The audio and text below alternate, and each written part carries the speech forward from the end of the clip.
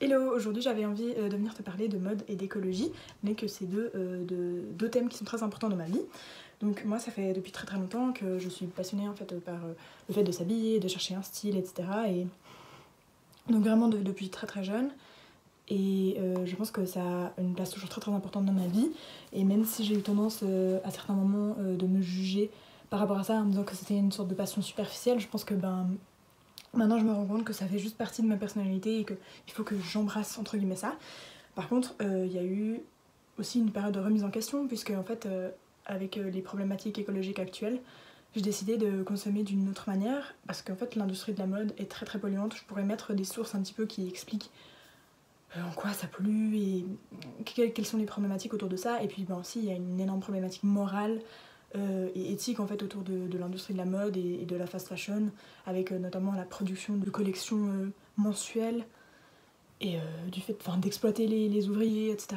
Et puis aussi toute la problématique autour de l'exploitation des Ouïghours. Enfin, je mettrai toutes ces informations voilà, pour un petit peu en apprendre plus autour de ces sujets qui selon moi sont super importants. Et donc j'ai cette passion pour la mode, mais il y a aussi toutes ces problématiques morales. Et donc là aujourd'hui j'ai un petit peu envie de venir te parler de la manière dont j'ai réussi à trouver une solution qui me convient et un point de vue qui m'aide à allier les deux et voilà, et en tout cas qui me fait m'en sentir beaucoup moins coupable d'avoir autant envie de vêtements. Je pense que je vais séparer la vidéo en deux parties, donc il y aura un truc où je vais un petit peu raconter mon parcours et la manière dont ma réflexion a évolué et pour en arriver jusqu'à où elle en est aujourd'hui.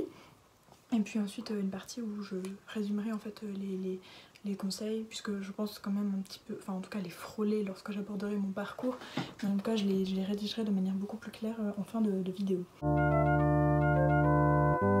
Donc je pense que mon éveil entre guillemets a commencé en même temps que mon éveil du féminisme a débuté. Donc je pense que avec la découverte du féminisme, j'ai aussi découvert l'exploitation des femmes en fait, dans plein d'aspects, dont notamment la mode dans des pays par exemple comme le Bangladesh, enfin bref, en Asie en général. Donc ça m'a déjà énormément choquée, se dire en fait ouais. En plus il y avait eu un scandale à un moment où il y avait une usine qui s'était détruite en fait, et il y avait eu plein de morts. Après je suis consciente qu'il n'y a pas du tout que les femmes qui travaillent dans l'industrie textile, mais je pense qu'elles représentent en tout cas un nombre assez important des ouvrières textiles. Donc ça c'était en lien avec le féminisme, donc il y avait tout l'aspect moral qui commençait déjà un petit peu à me choquer. Et puis ensuite il y a eu l'écologie qui est devenue en fait une sorte un combat en fait dans ma vie, et ça a été accompagné notamment par les grèves du climat. Mais je pense que déjà, un petit peu avant les grèves du climat, je m'étais déjà dit que j'allais essayer de ne plus consommer de fast fashion, mais c'était un truc j'avais essayé, mais j'ai l'impression que j'avais pas encore la discipline nécessaire et un petit peu encore trop de tentation, on va dire, d'aller encore en magasin de fast fashion en fait. Et puis ensuite j'ai eu des discussions avec une pote avec laquelle j'étais pas énormément proche, mais on se voyait quand même de temps en temps, et elle avait des convictions écologiques qui grandissaient également. Et donc elle, on en avait parlé ensemble, et elle m'avait dit qu'elle essayait de plus du tout aller en magasin de fast fashion. Et merci Emma, c'est grâce à toi que je suis là. En gros, on en avait un petit peu discuté, et du coup je me suis mis une discipline et une sorte de pression par rapport à elle en me disant si Emma en est capable, moi je vais faire pareil en fait. Et même si elle était pas du tout là pour me surveiller, il y a un truc où vraiment ça m'a, je pense, aidé à tenir entre guillemets mon défi. Donc voilà, j'ai réussi à tenir cette décision, même si la première fois ça n'a pas forcément fonctionné. Donc ensuite il y a eu une discipline qui a été assez stricte, et en soi j'en suis très reconnaissante, parce que je pense aussi au début c'était quand même un truc où il y a une certaine attirance en fait envers les magasins de fast fashion, surtout qu'à l'adolescence je les ai beaucoup fréquentés. Alors je consommais pas forcément énormément, mais en tout cas j'y allais souvent pour m'inspirer, pour regarder quelles étaient les tendances. Alors des fois je suivais la tendance, des fois c'était pour me construire en opposition à la tendance.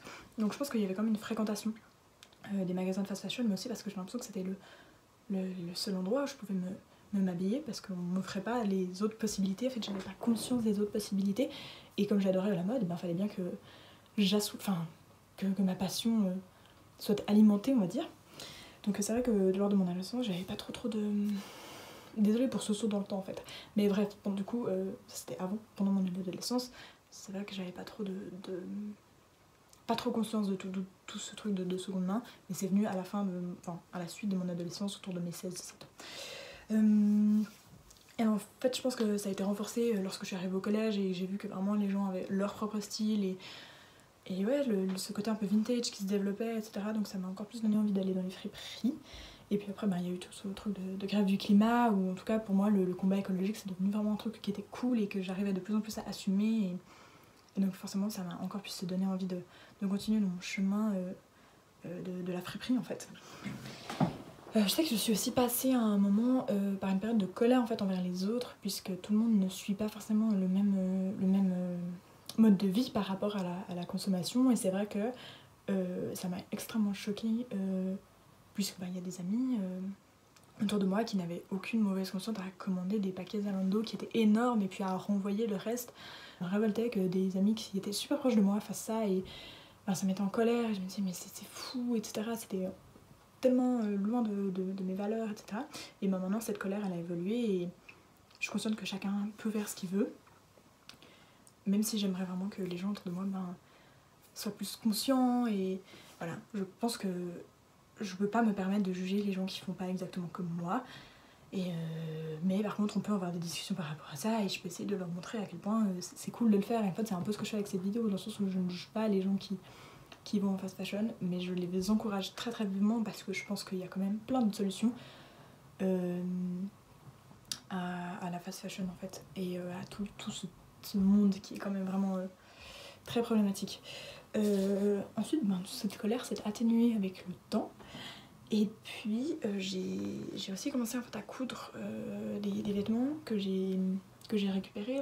À partir de ce moment-là, j'ai commencé à coudre de plus en plus d'objets, ou des fois j'achetais des vêtements en seconde main, puis je les transformais pour qu'ils ressemblent à d'autres choses en fait. Donc ça c'est cool aussi, c'est une manière en fait un petit peu différente de se créer des vêtements. Du coup très très personnalisé, et donc ça c'est aussi un conseil qui viendra dans la liste de conseils, donc la customisation, le fait de coudre soi-même, d'être créatif en fait avec ses vêtements. Et ensuite un truc qui m'a beaucoup aidé, c'est le fait de voyager, étant donné que quand on voyage on découvre en fait d'autres endroits où acheter de la friperie. Il y a plus de vintage à certains endroits et donc ça m'a énormément marqué, enfin genre ça m'a vraiment beaucoup inspiré et je trouve que c'est aussi un trop bon souvenir de ramener ça de voyage. Et puis dans mon parcours il y a aussi certaines exceptions à cette règle de plus de fast fashion. La plus grosse exception en fait c'est les sous-vêtements, étant donné que j'achète toujours des chaussettes. Alors les chaussettes je les ai peu achetées, je les ai beaucoup reçues, les gens ont tendance à m'offrir des chaussettes, ça me fait énormément plaisir, une de mes passions également. Et les culottes, j'ai continué à en acheter en fait, étant donné que je me voyais pas utiliser des sous-vêtements de seconde main. Voilà. Par contre, au début, je sais que j'en ai acheté chez H&M et que maintenant c'est plus le cas. J'essaie quand même d'aller dans des endroits un petit peu mieux, en tout cas éthiquement. Écologiquement, je pense que c'est pas toujours le top, mais en tout cas éthiquement, j'ai l'impression que c'est quand même un peu mieux. Donc j'essaie quand même de faire attention lors de l'achat de mes culottes. Et puis il y a eu d'autres exceptions, notamment lorsque j'ai dû m'acheter des sous-vêtements thermiques là. Je les ai demandés à Noël comme cadeau, comme ça il y avait un truc un petit peu exceptionnel. Et puis cet été, je me suis acheté 2 hoodies noirs. Donc le premier c'était au collège où en fait c'était la première fois de mes 3 ans de collège où je me suis dit ok, là je fais exception en fait à ma règle et j'achète ce souvenir de mon école, surtout que là je trouvais le design trop beau et j'avais pas en fait de sweat noir. Du coup je me suis dit bon, je casse entre guillemets ma règle. Et puis ensuite en tournée avec le cirque, on est passé dans une école de cirque et ils avaient encore un hoodie noir que j'ai trouvé trop beau avec le logo de l'école, et donc j'ai craqué et, entre guillemets, et je pense que j'en suis très contente. Et je suis aussi très contente de voir que j'ai pas besoin de culpabiliser non plus si une fois de temps en temps je m'achète un vêtement, et surtout que là le vêtement a une valeur qui est symbolique et que j'y ai beaucoup réfléchi. Et aussi c'est en tout cas le pull que j'ai acheté en Italie, c'est un pull que je mets tout le temps. Je pense que les gens doivent se dire que je ne le lave jamais étant donné que je le porte tout le temps. C'est faux, je le lave quand même de temps en temps.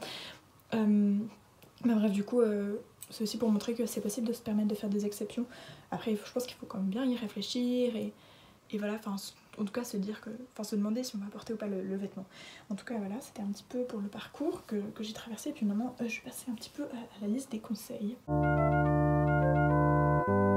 Et j'ai changé de t-shirt pour passer à la partie conseil, comme ça on sépare bien toutes les parties. Ce qui va un petit peu contraster avec mon premier conseil qui est donc de consommer, on va dire, de manière plus lente. Dans le sens où je pense que dans notre société on a tendance à beaucoup acheter différentes choses et même si on achète ces choses dans des magasins de seconde main, je pense que c'est quand même très important de ralentir en fait ce rythme de consommation et de se contenter un petit peu de moins. Je pense que je suis pas forcément toujours le meilleur exemple pour ça étant donné que j'ai beaucoup de vêtements dans mon armoire, mais je me rends aussi compte que ces vêtements c'est aussi parce que je les ai récupérés et je les ai pas forcément achetés, mais en fait ça revient un peu au même étant donné que je pense que c'est bien si on se contente de moins, pas forcément jusqu'au minimalisme, mais en tout cas se contenter de moins et avoir des objets qu'on met vraiment régulièrement au lieu d'avoir des tonnes de choses qui nous servent une fois par année en fait. Donc voilà, c'est un petit peu ce truc de se poser la question de est-ce que j'ai vraiment besoin de toutes ces choses, peu importe en fait où je les achète, mais encore plus si on les achète en fait de manière standard on va dire. Ensuite, le deuxième conseil, c'est vraiment de s'intéresser en fait à ce que vos parents ont au fond de leur armoire, donc notamment s'ils décident de se débarrasser de vêtements.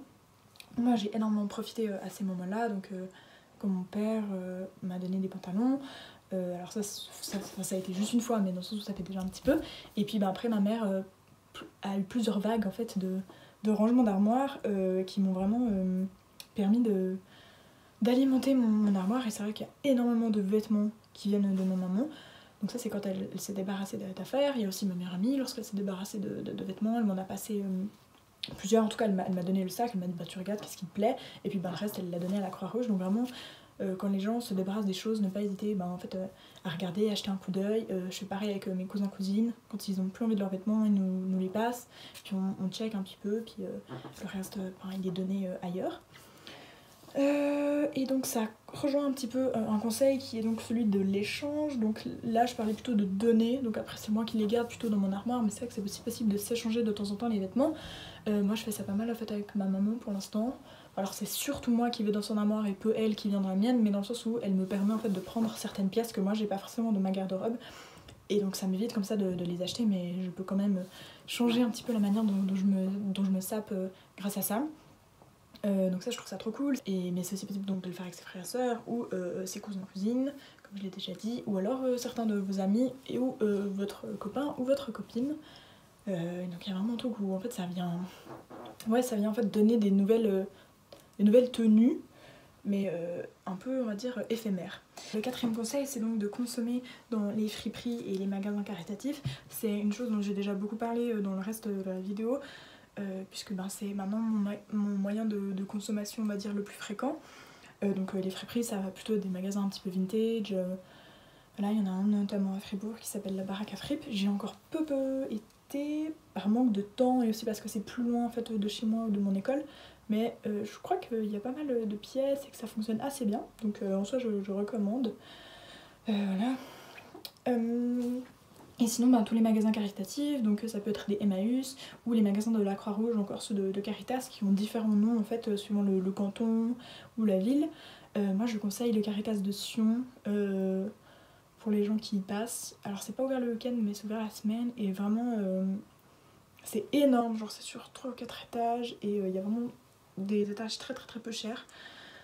Et donc voilà, là quand j'y étais j'ai un peu dévalisé le truc, c'était dévalisé 5 pièces quoi, mais c'était vraiment plein de pépites. Après il faut investir du temps parce qu'il y a beaucoup de rayons etc, mais moi je conseille ça. Je conseille évidemment Zigzag à Fribourg, même si des fois j'ai l'impression qu'on en a fait le tour, mais vraiment il y a des fois où il y a des pépites. Emmaüs on peut toujours aller voir, mais bref en gros il y a différents magasins caritatifs qui sont disponibles. Ensuite il y a aussi lorsque vous êtes en voyage, moi je conseille pas mal ça, étant donné que moi par exemple j'ai trouvé plein de trucs trop chouettes lorsque j'étais à Paris, à Rome, à Berlin ou encore à Londres, mais aussi à Bruxelles, ce qui sera sûrement l'objet d'une prochaine vidéo. Un truc très positif avec le fait de faire ça en voyage, en fait ça vous crée un souvenir, en fait vous ramenez un souvenir de voyage que vous allez porter au quotidien, et puis aussi qui n'a pas un usage unique étant donné qu'il a déjà été utilisé une fois par quelqu'un d'autre, voire plusieurs fois même. Donc voilà. je vais essayer de conseiller alors à Rome et à Berlin je conseille les Humana. À Berlin il y en a un qui fait 4 ou 5 étages et qui est un peu par thème. À Londres j'ai fait plutôt les friperies, les trucs un peu vintage, ça c'était très cool. Et à Paris je pourrais mettre toute la liste des friperies que j'ai faites. J'ai trouvé, enfin vraiment ma pépite c'est le Emmaüs, mais je crois que j'ai plus l'adresse du Emmaüs, mais j'ai l'adresse de tous les fripstars, etc. Ça peut être cool, même si du coup à Paris ils sont déjà un petit peu plus dévalisés les friperies. Mais bref, du coup je conseille vraiment en voyage.